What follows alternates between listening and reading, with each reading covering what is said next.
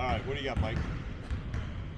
Yeah, so we got a new coach on staff. I guess how quickly did the process have to move? I mean, it obviously did move quickly, but Yeah. I guess why make it move within the next 48 hours? Make that hire so quickly? Well, once Kirk let me know that he was going to go back, needed to go back to New Zealand, wanted to go back to New Zealand, and how that was going to play out. We had put a process in campus to be able to get an emergency waiver to be able to move right away. So, once that all became official, we had already had campus's approval to be able to move quickly. Was Brad like the first guy that came to mind? Was it just a process of, oh hey, I got this great idea, or how did that? I always have a short list.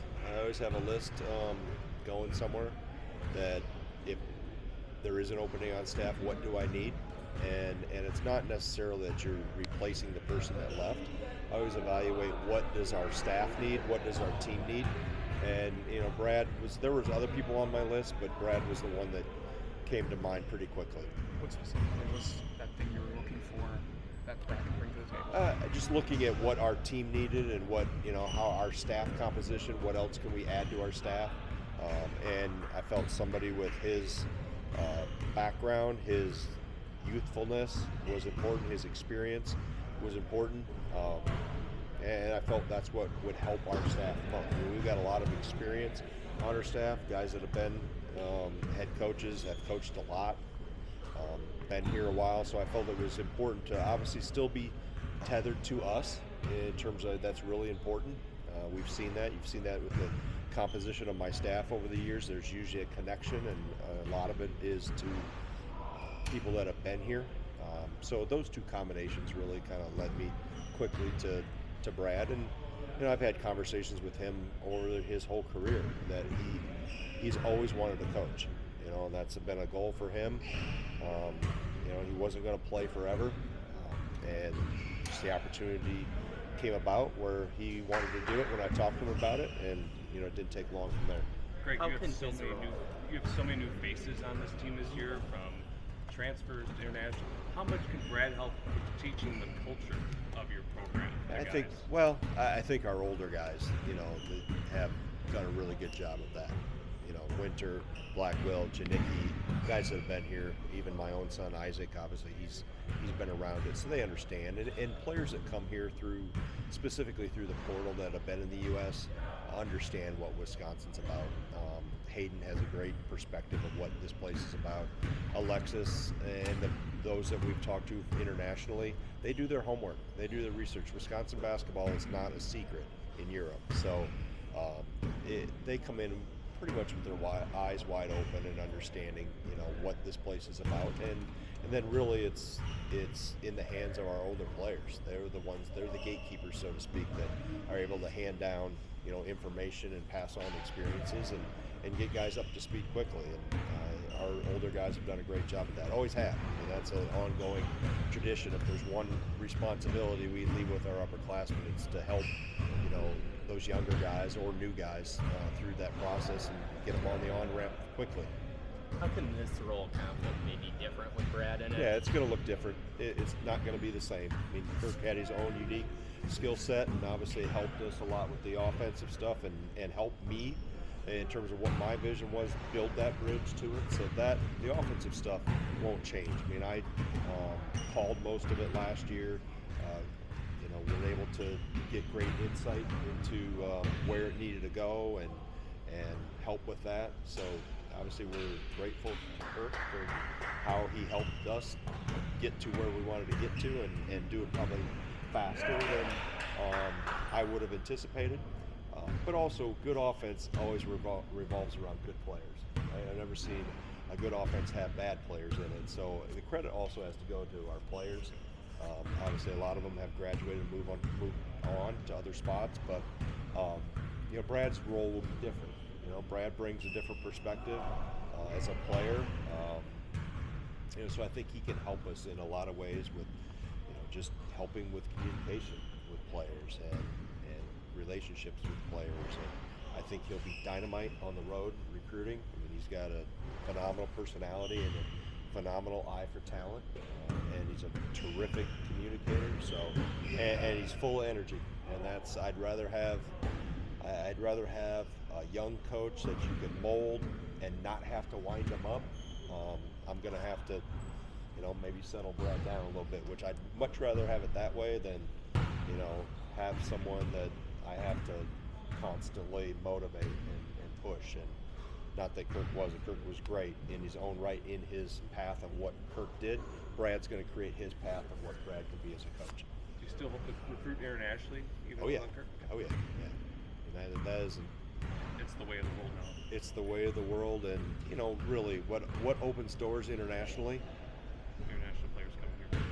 International players coming here, and success, and Keep going. you're missing the obvious. Money. Winning, yeah, that's success, and Money. okay, bingo. Okay, NIL. It's not coincidental that the doors open for everybody. It's not just talking about Wisconsin. You look across the country. That's opened the door. Coach, on that topic of NIL, last year you guys made a big effort to, acquire more resources. You said you've been able to triple the year before. Where are you guys kind of standing there, and how much growth and what really goes into the process throughout the offseason? A lot of what goes into it is a lot of generosity from a lot of people that really care about this place, that are deeply tied to us. I mean, us meaning the whole program and relationships, and whether it's been personal relationships that I've known forever, or people that have come on board here recently. It's a relationship and the ability to really communicate with people how important that is. So yeah, it's continued to grow. It's grown immensely. I think the biggest question is, where does it go from here now that revenue share is in play, and what is the landscape in addition to revenue sharing? That's the next phase that we've got to figure out. I think everybody across the country is trying to figure that out, but we've had great support, and I can't thank people enough. But it's also been a lot of time, with our staff. Whether it's meeting with people, doing events with people, connecting. We've tried to be very intentional about reaching out and spending time with people and making sure they understand how important this is to our program to sustain the success we've had, but also how much we appreciate their commitment, because they want to see us be really good. You had a line in the release about Kirk and Brad that you were eager to find ways to keep Kirk involved in what you were building. I guess, Yeah, what do you mean by that? Well, I mean, if there's a point, obviously he's going to be 7,000 miles away, and I completely understand, between family that wasn't going to make the permanent move here, wanted to stay in New Zealand as much as possible, and these business aspirations of what he's already acquired, business-wise. Really, that was his future, and that was his dreams, and his passion was in the private business, specifically in New Zealand. So, Kirk will always be one phone call away if we need me. But in terms of the position that Brad came in to fill, it was, I needed boots on the ground here. I needed an extra guy in the foxhole, so to speak, with us every day, and up in our office helping us with things, and obviously transcends to the floor. So Kirk wasn't able to do that. So this position is created to have in person and here in a full-time position. So Kirk will help out however he can remotely. I'm sure he'll be watching practices and watching games, and he knows how to get a hold of me, and I know how to get a hold of him. With Brad, where have you seen him maybe grow the most since his playing career? Well, since his college playing career. Yeah, I mean, I think he's always been mature. I've always said he's one of the best leaders I've ever coached, and he was like that from day one. I think he understood, or he learned as he came through his career, that you have to lead in different ways based on the people in front of you you're trying to lead. So for him, it's a matter of just continuing to grow that and learn. That's what I talked to him about. This is going to be a lot of learning and soaking, being a sponge, soaking things in, asking a lot of questions, and then you have to. Nobody can do it for you. You're going to take those steps, right? And I remember when I was that age coaching, it was try to soak in as much as you can. ask the questions, be a really good listener, and then he'll do fine because he's got the other skill sets that I really want, and then he'll blossom into his own role in his own way. He doesn't need to coach like me, or doesn't need to coach like Joe or Kirk or Sharif. He needs to coach like Brad could coach and be himself. What have you seen from Hayden and Alexis since they've gotten on campus? Yeah, I mean, two guys that if I lined them up and had you watch us play and you didn't know what year they were in, you would not say freshmen. Just the maturity they play with, you can tell their experience. That's so huge with international recruiting, that the level they play at and the competition they see on a consistent basis, and the training and development they get. I mean, those two guys have come in. They both got here in late August when I was in Croatia for our daughter's wedding, and hit the ground running. I mean, they said they both have fit in really well, picked things up really quick, but also have played in what we're doing. So it's, Alexis is one of our better bigs in terms of understanding the concepts of the ball screen because he's been doing it since he was 12 years old. So there's an advantage to that, even though he's technically labeled a freshman. Him and both Hayden's experiences that they've had are beyond likely what a U.S. freshman would have.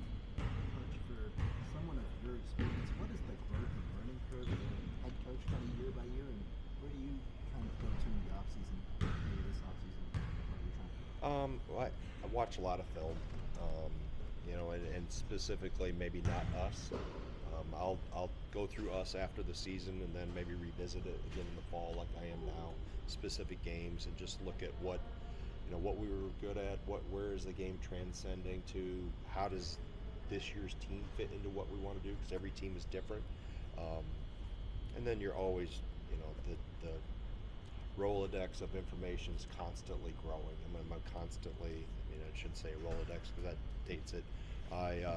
I bookmark a lot of things on Twitter, okay, or X, I guess I should play. I bookmark some of those little things you see, those highlights, or little set plays.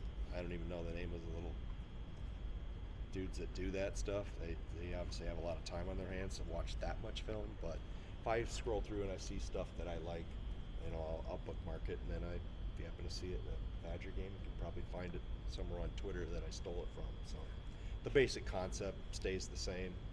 We're just add branches to the tree, so to speak, as the team evolves. I want to see what these guys are good at. This group so far has been really good at just organically playing. I think that's part experience in the system now, part experience of our players we've brought in, and then obviously the development that's taken place. So it's a combination. I don't have to call a lot or script a lot with this group. They understand how to play, and I think that's as a head coach maybe 7, 8, 9 years ago, you felt you had to have a lot of plays, and I still do, but I think you learn that helping players learn how to play and let them play is more important maybe than how many plays you have. And I've been accused of having more plays than the Packers, but at the same time you find that balance, I think, in that. And each team's different. Some teams I've had teams where you really have to script it because they couldn't maybe swim on their own quite as gracefully. This group, I think, can go on their own pretty good. Very good. All Thanks. good?